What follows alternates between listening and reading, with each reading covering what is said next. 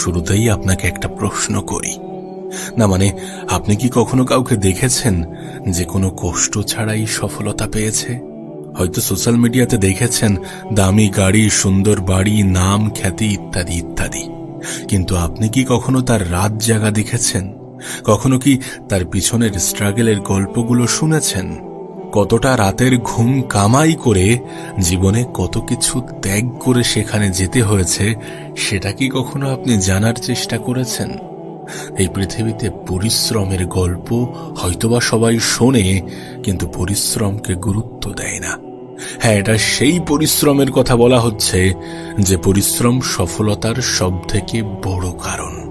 সত্যি বলতে, আমরা যদি ভাবি যে এই পৃথিবীতে সবকিছু এমনি এমনি হয়ে যাবে, বা আমার জীবনটা এমনি এমনি সুন্দর হয়ে যাবে, এমনি এমনি পরিবর্তন হয়ে যাবে, তাহলে আমরা বোকার স্বর্গে বসবাস করছি।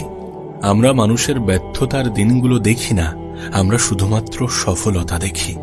আমরা এটা দেখি না যে সফল হওয়ার পূর্বে কতজন মানুষ তাকে বলেছিল যে তুই পারবি না। আমরা শুধুমাত্র ফলাফল দেখি, সংগ্রাম আমরা দেখি না, আর এটাই আমাদের জীবনের সবথেকে বড় ভুল। আজ এই ভিডিওটি যদি আপনি শেষ পর্যন্ত দেখেন, তাহলে হয়তো আপনার সফলতা সম্বন্ধে ধারণা বদলে যাবে। দেখুন, এই পৃথিবীতে দুই ধরনের মানুষ আছে। এক ধরনের মানুষ ভাবে একদিন ভাগ্য বদলাবে, একদিন সবকিছু ঠিক হয়ে যাবে, একদিন সফল হব। আর দ্বিতীয় ধরনের মানুষ প্রতিদিন নিজেকে বদলায়। তারা জানে যে ভাগ্য নয়, অভ্যাসই ভবিষ্যৎ তৈরি করে। তারা জানে যে সফলতা কখনো হঠাৎ করে আসে না, এটা কোনো লটারির টিকিট নয়। সফলতা হলো হাজার দিনের পরিশ্রমের ফল, যেটা মানুষ মাত্র কয়েক মিনিটের সাফল্য হিসাবে দেখে। একটা গাছ লাগানোর পরপরই কি তাতে ফল আসে? না, প্রথমে বীজ রোপণ করতে হয়, তারপর তাতে নিয়মিত পানি দিতে হয়, যত্ন নিতে হয়। ঝড় আসে, রোদ আসে, তবুও গাছকে টিকে থাকতে হয়। ঠিক তেমনি সফলতারও একটা সময় লাগে। কিন্তু আজকের পৃথিবীতে আমরা সবাই দ্রুত ফল চাই। আজ কাজ শুরু করলাম, কালই সফল হতে চাই। 1 মাস জিমে গেলাম, তারপরই নিখুঁত শরীর চাই। 2 মাস ব্যবসা করলাম, তারপরই কোটি টাকা চাই। বাস্তবতা অতটাও সহজ নয়। একটা কথা মনে রাখবেন, সফলতা আপনাকে ফ্রিতে কিছু দেবে না। এর মূল্য আপনাকে দিতেই হবে, এর দাম আপনাকে দিতেই হবে। আর সেই দাম কিন্তু টাকা নয়, সেই দাম হলো সময়, ধৈর্য, পরিশ্রম, অপমান, ব্যর্থতা, একাকিত্ব, নিজের কমফোর্ট জোন থেকে বেরিয়ে আসা। যে মানুষ এই মূল্য দিতে রাজি, সফলতা একদিন তার দরজায় কড়া নাড়বেই। ভাবুন, 2 জন ছাত্র একই পরীক্ষার জন্য প্রস্তুতি নিচ্ছে। একজন মোবাইলে প্রত্যেক দিন 5 ঘন্টা কাটায়, আর একজন প্রতিদিন 5 ঘন্টা পড়াশোনা করে। 1 বছর পরে একজন ভালো ফল করে, অন্যজন কিছুই করতে পারে না। তাহলে সেটা কি ভাগ্য? না, ওটা 1 বছরের ছোট ছোট সিদ্ধান্তের ফল। জীবনও ঠিক এমনই। আজ আপনি যা করছেন, আগামী 5 বছর পরে আপনি সেটার ফল অবশ্যই পাবেন। কর্মফল মানুষকে ছাড় দেয় না। সেটা ভালো কিছুর ক্ষেত্রেও হতে পারে, আবার খারাপ কিছুর ক্ষেত্রেও হতে পারে। শুনতে হয়তো খারাপ লাগবে, কিন্তু এটাই সত্য। এটাই সত্য যে মানুষ সফলতা চাই, কিন্তু সফলতার মূল্য দিতে চায় না। সবাই সম্মান চাই, কিন্তু অপমান সহ্য করতে চায় না। সবাই টাকা চাই, কিন্তু কঠোর পরিশ্রম করতে চায় না। সবাই চাই বড় হতে, কিন্তু ছোট ছোট অভ্যাস বদলাতে চায় না। আর এটাই পার্থক্য। আজ এই ভিডিও দেখার পর নিজের কাছে একটা প্রশ্ন করো, যে আমি কি সত্যি সফল হতে চাই, নাকি শুধু সফল মানুষদের জীবন দেখে ভালো লাগে? কারণ এই দুটি জিনিস সম্পূর্ণ আলাদা, এই দুটি জিনিস এক নয়। যদি সত্যি সফল হতে চান, তাহলে আজ থেকেই নিজেকে বদলাতে হবে। মনে রাখবেন, সফলতা কোনো গন্তব্য নয়। সফলতা হলো প্রতিদিন নিজের সঙ্গে করা একটি প্রতিশ্রুতি।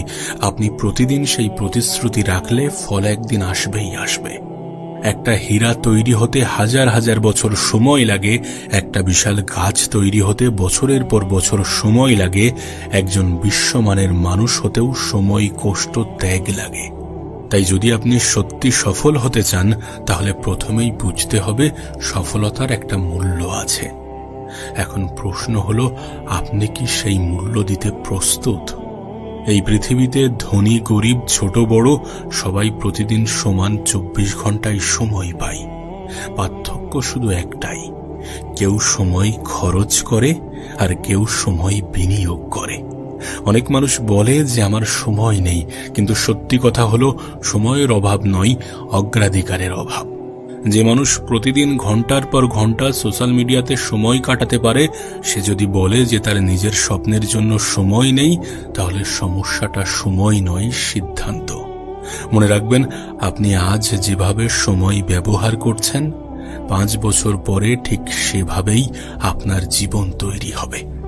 সময়কে সম্মান করতে শিখুন, কারণ হারানো টাকা ফিরে আসতে পারে, হারানো সুযোগও ফিরে আসতে পারে, কিন্তু হারানো সময় কখনোই কিন্তু ফিরে আসে না। দেখুন, কমফোর্ট জোন ছাড়তে হবে। একটা প্রশ্ন করি আপনাকে, যদি ঈগল সারা জীবন মাটিতেই হাঁটে, তাহলে সে কি কখনো আকাশের রাজা হতে পারবে?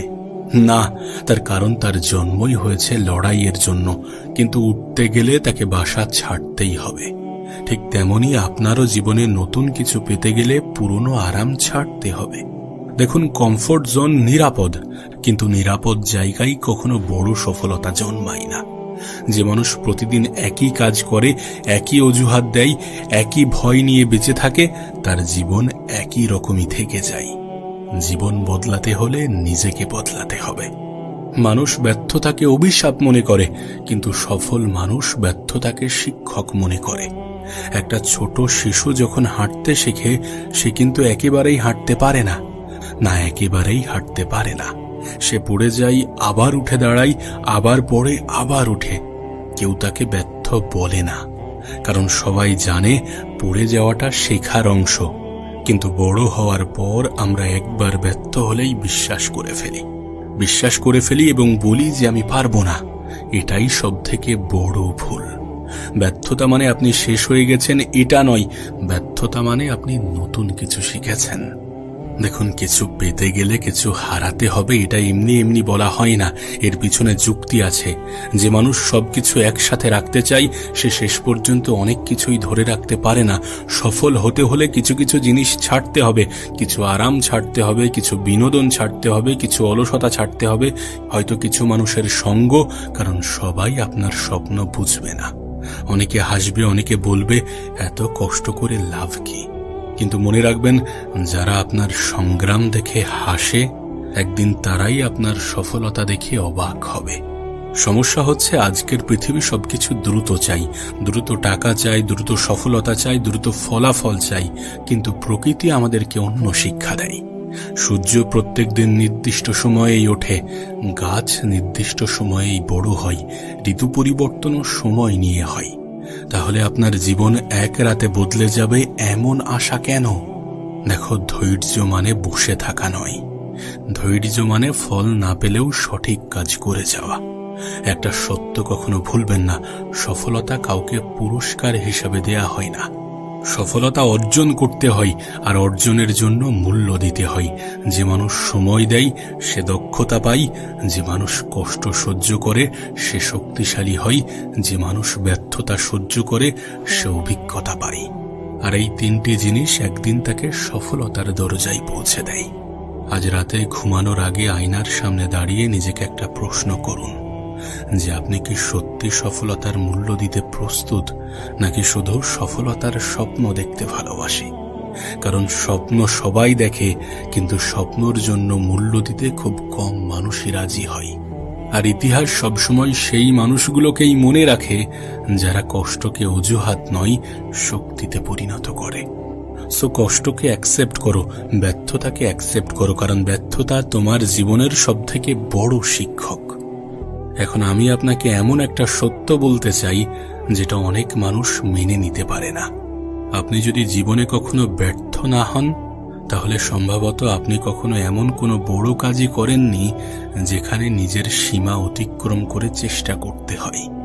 আমরা সবাই সফল হতে চাই, কিন্তু খুব কম মানুষই ব্যর্থ হতে রাজি। অথচ এই দুইটি একে অপরের শত্রু নয়, বরং একে অপরের সঙ্গী।